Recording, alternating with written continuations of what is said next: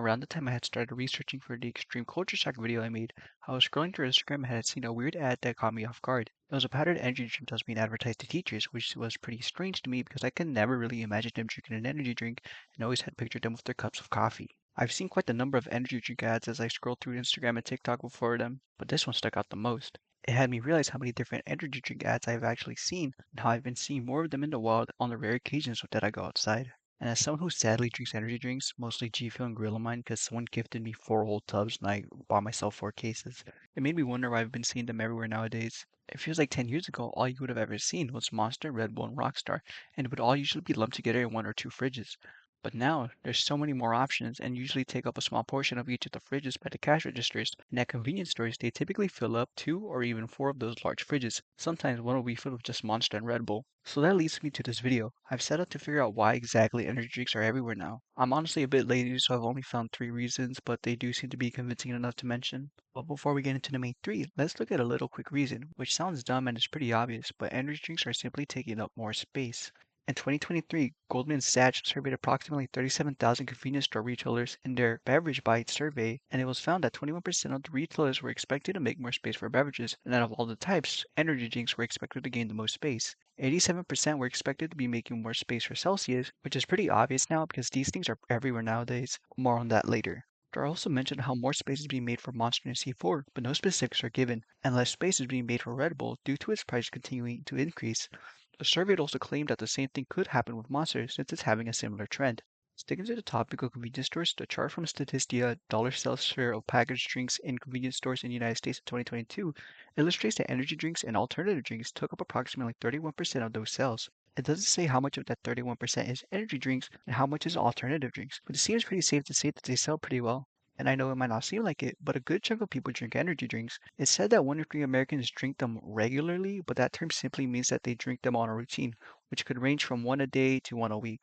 It mainly depends on the type of person. Someone could pick one up on their daily trip to the convenience store before work, or could possibly feel the need to drink one for that long day of the week. Out of the third of Americans who drink energy drinks, 2/3 are 18 and older, most being between 18 and 50, while the other 1/3 seems to be people between 12 and 17. To that third, please don't drink energy drinks that young. Wait till you're 18, please. So I've stated the obvious so far. People drink energy drinks and they bring in money, so more space is being made for them, which means it's time to go into the finer details of some stuff. The energy drink market size is estimated to be $73.8 billion in 2023, and it's expected to increase by about $4.2 billion by the end of this year. The compound annual growth rate is expected to range between 5.8 and 7.9%, which means the market could possibly reach $100 billion between 2028 and 2030.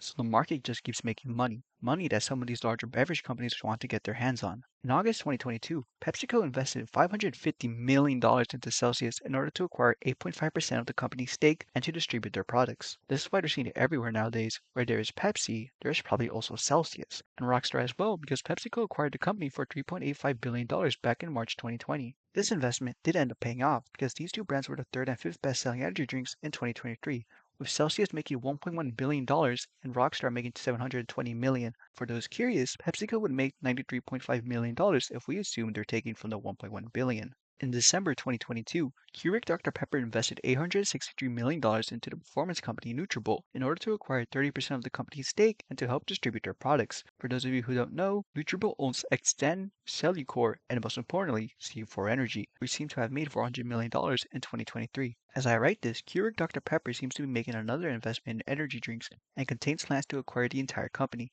and that company is Ghost. The current investment is $990 million for 60% of Ghost's stake, and they plan to invest $250 million more in mid-2025 in order to, quote, transition Ghost's existing distribution agreements before beginning to sell and distribute the brand, end quote. Keurig Dr Pepper would acquire the remaining 40% in 2028 at a, quote, renegotiated valuation scale that will reflect Ghost's 2027 financial performance, end quote. And this type of buying isn't anything new. In the past, Coca-Cola acquired 16.7% of Monster for $2.5 billion. They also entered a distribution agreement that not only helped Monster distribution in North America, but also in global distribution. Sticking to the topic of Monster, it's actually one of the best performing stocks. Between 1994 and 2024, quote, Monster stock appreciated by 200,000%. That means if a consumer had invested $1,000 in 1994, the stake would be worth $2 million today. End quote. As the energy drink market has continued to increase, the soda market has decreased. Of course, the soda market is in a whole league of its own and is only slowly decreasing. And it's important to note that correlation does not equal causation. I just simply want to bring up some price points. Like I mentioned, the soda market isn't decreasing by a lot since 60% of American adults drink a sugar sweetened drink a day. But people have been cutting back on soda since the early 2000s for multiple reasons. But what I want to look at is the price point. Similar to all things, the cost of soda has been increasing, and it's been found that for every percent increase, people are more likely to cut back on soda by 1%. And with the 45% increase in cost over the past 5 years, which would make a 12-ounce can in 2019 go from 35 cents to 51 cents in 2024 if you bought it in a 12-pack, which is a good example of buying in bulk because a single 12-ounce can at 7-Eleven could cost you about $2. But that 45% doesn't mean that nearly half the amount of people are cutting back on soda.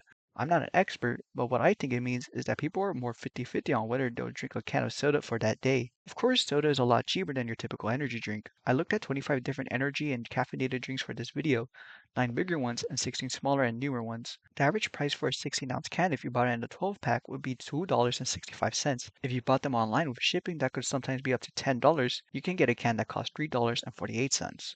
If we were to base money off the amount of liquid we get, a 12-ounce can with free shipping would cost $1.99, and once with shipping costs $2.61. Coincidentally, buying an energy drink at a convenience store is going to cost you about the same price as an energy drink you bought online and paid shipping for. Depending on where you get it, a 12-ounce can could cost you between $2.75 to a whole $4, and a 16-ounce can typically ranges between $3 and $4.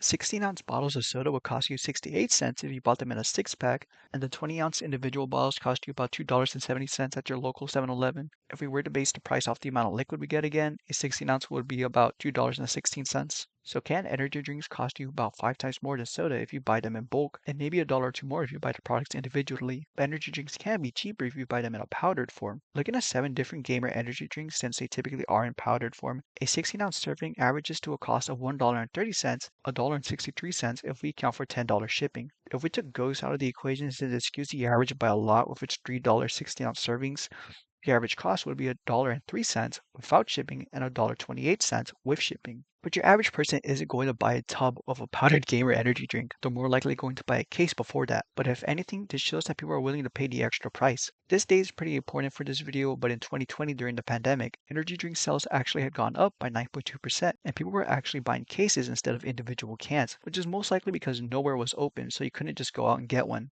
It's believed this occurred because of the need to work at home and people's emotions being all over the place. They needed the boost of energy to help them during those tough times, even if it was going to cost more than soda. After the pandemic, some people kept drinking energy drinks and paying the extra price, and there seems to be 2 main reasons on why someone was willing to do that.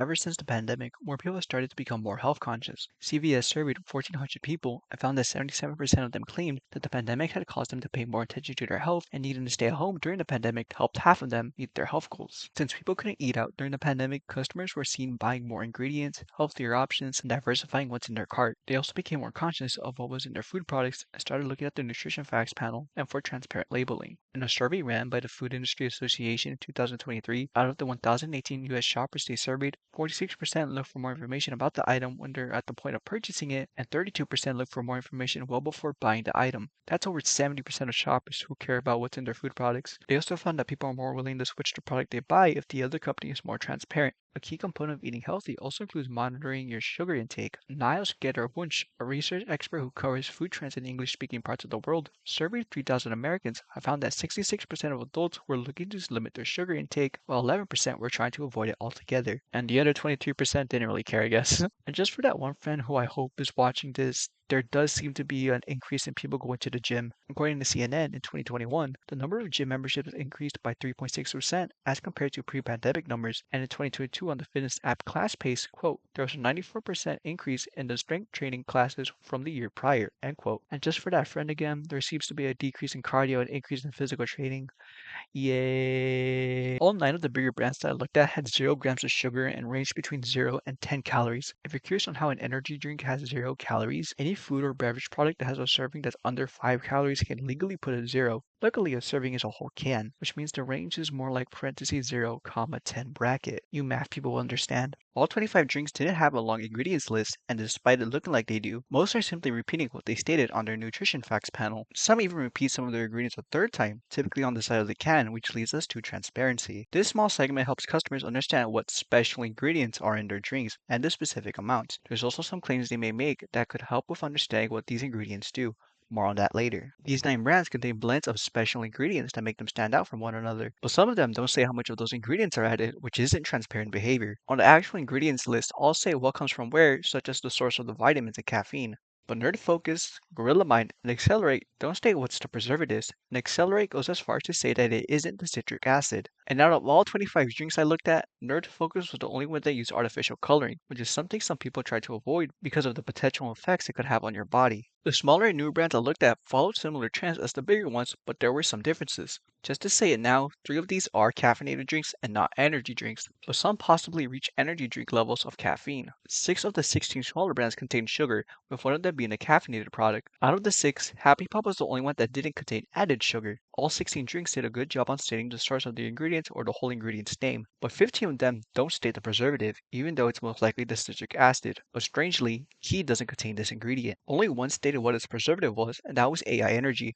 and this is most likely because it's owned by Jack Owick, the former CEO of Bang. Some of these drinks contain some additional special ingredients that are there to help elevate mood and performance. But of those that do contain some, 3 of them say what's in their special blends, but not how much of what is in it. To get statistical with it before moving on to the next part, according to the report Energy Drinks in the US through 2025 that the Beverage Market Corporation made in 2021, they reported that in 2020, low-calorie energy drinks made up to 41 to 42% of the market and ended up outperforming those higher in calorie that year. If we look at the top 5 best-selling energy drinks of 2023 again, we see 2 companies that are exclusively sugar-free and the other 3 contain sugar-free variants. Of course, we can't exactly figure out how the sugar-free variant compares to the sugar-free ones in sales, but we could see how it's becoming a consideration moving forward. Red Bull is a bit weird when it comes to their sugar-free versions since they would release the flavors for a bit and then discontinue them because they didn't sell as well. Mostly believed to have been because of the aspartame. The sugar-free option that stuck around the longest was the original one that was released in 2003. They wouldn't actually have a sugar and sugar-free options for a single flavor that wasn't their original until March 2021 with their coconut edition. This was also around the time when they started moving into using sucralose instead of aspartame, and despite the sugar-free coconut edition doing just that, it was ultimately discontinued like the rest. But recently in June of this year, they released sugar-free versions of the red and amber edition, and recently released their winter edition with a sugar and sugar-free option, which goes to show that they're willing to try to push sugar-free options, even if it has shown to not sell as well. Monster has been on the sugar-free train since 2013 with their Ultra line and has released a bunch of Ultra flavors, but it seems that it wasn't until the first quarter of 2023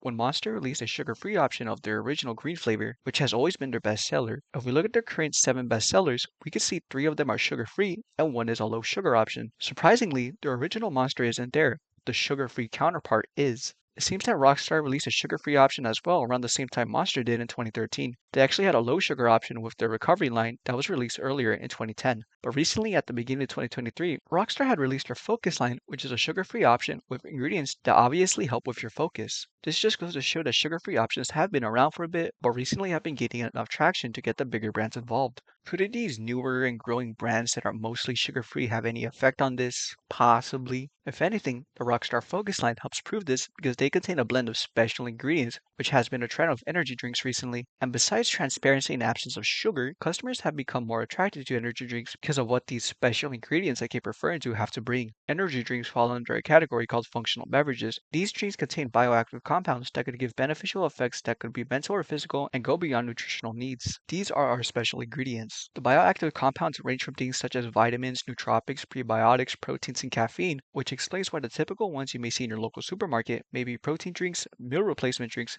gut health drinks, and of course, energy drinks. Some benefits that recent energy drinks provide are energy, focus, weight management, muscle building, cognitive health, and stress relief. According to a survey ran by Global Data in 2021, quote, 73% of US customers said energy boosting ingredients were nice to have or essential when making purchasing decisions, end quote. And according to Glambia Nutritionals, the top usage for energy drinks seems to be for working or studying, and energy and sports drinks are used as a pre-workout by those who play sports or have an active lifestyle. To connect these 2 pieces of information together, it just goes to show that many people want or need energy, but some people want it for different reasons. Looking at the benefits I had just mentioned, we could see that they align with some of the drinks I looked at. Before we get into it, Like I've already said, I'm not an expert and honestly did a decent job at looking at the benefits these drinks provide. I wasn't Googling every single ingredient, and I mainly looked at what the can was claiming. Obviously, every single one is going to give you energy because of the inclusion of caffeine, but from the looks of it, only 4 of them are providing just that. And when it comes to focus, C4 seems to be the only one of the big 9 that didn't provide it, and 9 of the smaller brands did. Only 3 of the 25 seem to have been advertising support with weight management, mainly through the use of boosting your metabolism. Figuring out which may help build muscle was difficult, but if my lousy research is true, 4 of these drinks help with that, with 3 of them containing beta-alanine and 1 containing protein. I lumped cognitive help and memory together since they're pretty similar, but memory was mainly advertised by the 7 drinks that mentioned it. And I also lumped stress relief and mood enhancing together, and I found that 5 of these drinks helped with that, with 2 of the smaller brands being designed around mood enhancing. Now to tie together how healthier choices and functional benefits help with the point of this video, I personally believe it's because it's attractive to customers. In the past, energy drinks didn't have the best representation, whether it was because of its high sugar and caffeine count, or the fact that they would get into constant trouble that would end up with them on the news. The average person didn't really have a use for them, and since the negatives outweighed the positives, people just stuck to their coffee for energy.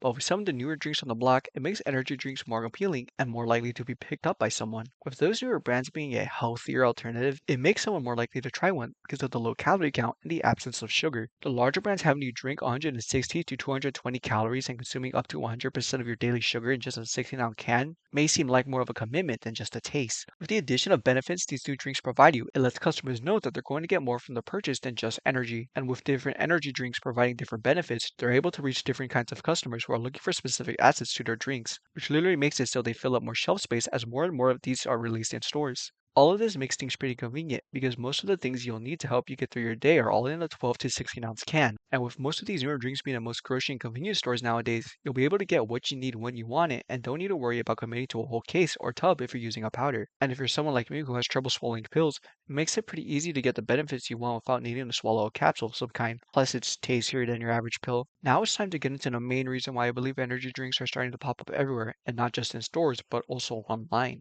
Energy drinks aren't just functional beverages, but also dietary supplements, which may be a term you've heard before. The FDA defines a dietary supplement as, quote, a product intended for ingestion that, among other requirements, contains a dietary ingredient intended to supplement the diet, end quote. Dietary ingredients could be vitamins, minerals, herbs, amino acids, or dietary substances that could be found in food, such as enzymes and probiotics. These ingredients could be used in different forms, such as concentrates and extracts, and multiple or as little as one could be used in a single product. Other requirements include that they can only be ingested by swallowing and that they contain a set of other ingredients. Those other ingredients, quote, include substances such as fillers, binders, excipients, preservatives, sweeteners, and flavoring, end quote. And the supplements could, quote, be found in many forms such as pills, tablets, capsules, gummies, soft gels, liquids, and powders. End quote. The reason I'm mentioning all of this is to show that energy drinks are dietary supplements, which means they're going to be regulated as food and not drugs, yet they don't seem to be treated as strictly. Facilities that manufacture and store dietary supplements must register with the FDA before beginning operations,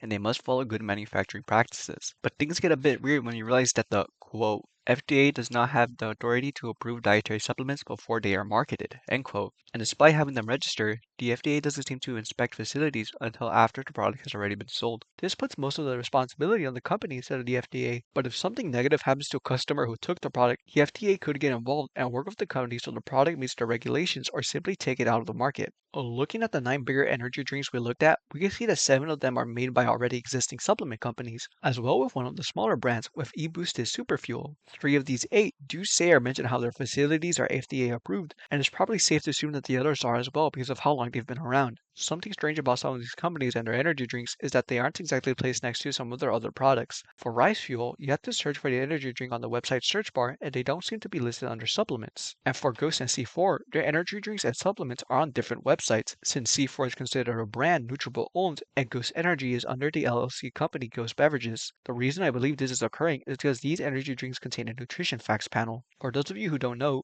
food is labeled with a nutrition facts panel, and supplements are labeled with a supplement facts panel, which may sound strange because I had mentioned that energy drinks are dietary supplements, yet most contain a nutrition facts panel. Matter of fact, only 6 of the 25 energy drinks I looked at contain a supplement facts panel, but yet, most of the 25 drinks contain nearly everything they need to have a supplement facts panel, yet they stick with the nutrition one, which means they're regulated as food, which dietary supplements are already regulated as.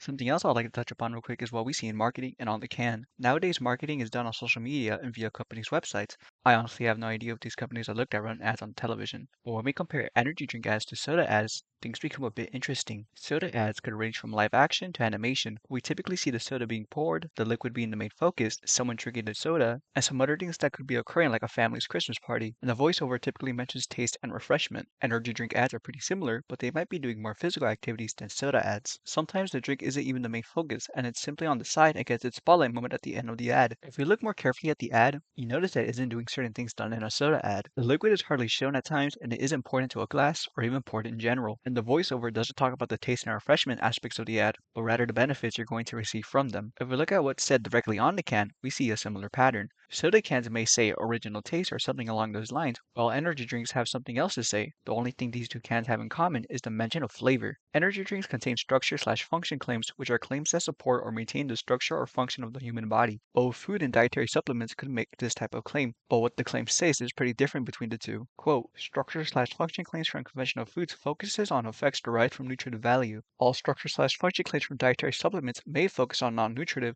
as well as nutritive effects. End quote. The claims energy drinks tend to make don't talk about nutritive value and usually don't have anything to say about it because of how low in calorie they could be or because how much sugar they could have. And two last things about structure/function claims. It seems that on dietary supplements, once the claims are made, two things need to be done. First, it needs to say on the product how the claim hasn't been evaluated by the FDA and the product isn't meant to treat, prevent, or cure diseases. This disclaimer isn't required for conventional food products that contain structure/function claims. And secondly, within 30 days of the product being sold, the FDA has to be notified about the claims that were made. Quote, the FDA's failure to object to these notifications does indicate that it has approved them. End quote. But yet, energy drinks keep this disclaimer on the cans. All of this information is making things confusing. It puts energy drinks on this blurry line between food and dietary supplements. Yet companies follow the rules of both, but tend to lean towards the supplement side. And I feel companies are taking advantage of this. If it's hard for someone to figure out which category the product falls under, the companies could call them either one and simply change the fact panel on the back of the can. Having a nutrition facts panel and calling it a food product makes it more approachable and easier to understand, since supplement panels are slightly different and usually aren't seen on your average beverage. These companies are putting a safe amount of dietary ingredients in their energy drinks, which makes it less likely for them to get into trouble. But if they do, they could work with the FDA and show that all they need to do is call their drink a supplement, which would allow them to get back into the market pretty quickly. This blurry line of whether an energy drink is a food or supplement may explain why they're seen as such an arrangement of stores, which includes supermarkets, supplement stores, vitamin shops, and convenience stores. They're literally everywhere. It's possible that these smaller brands have seen these loopholes as well, since many of them are also on this blurry line. It hasn't been mentioned yet, but these energy drinks from these smaller brands released within the past 5 years, with Superfuel being the oldest, with the product releasing in 2019. And it seems that 7 of the 16 have even been released within this year. And these are just energy drinks that are in a can that I found while scrolling through Instagram for a bit. There are still all these brands doing their powders, gummies, and even pouches. So to summarize how this explains how energy drinks are everywhere, first, they sell. People are simply buying more energy drinks, and larger corporations are looking to buy brands to expand their market.